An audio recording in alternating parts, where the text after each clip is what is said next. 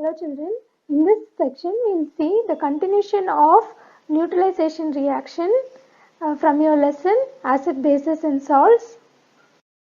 Children, now we will see some examples of neutralization reaction in our daily life. So the first application of neutralization reaction is indigestion. Sometimes you have a stomach pain due to acidity. What is acidity?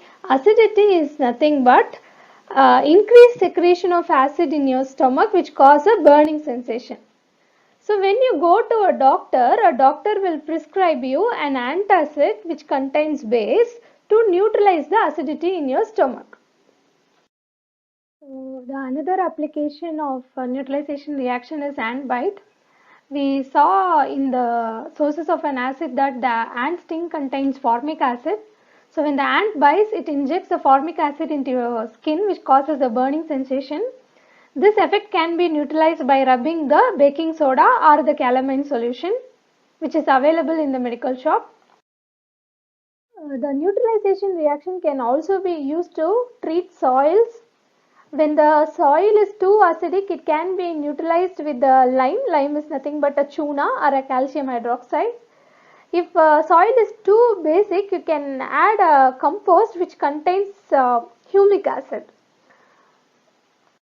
So another application of neutralization reaction is the factory waste contains the acid.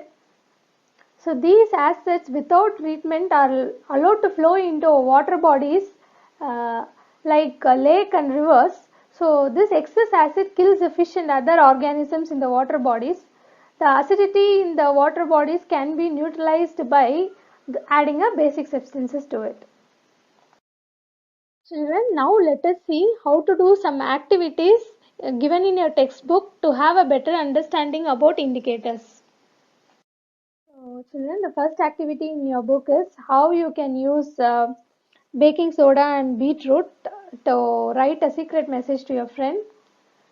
Take some baking soda powder and dissolve it in a water. Use that solution to write a message in a plain paper using a brush or a cotton bud. Finally, ask your friend to rub the paper with a piece of beetroot. So on rubbing, you can see clearly what is the message you have written. This shows how beetroot can be used as an indicator.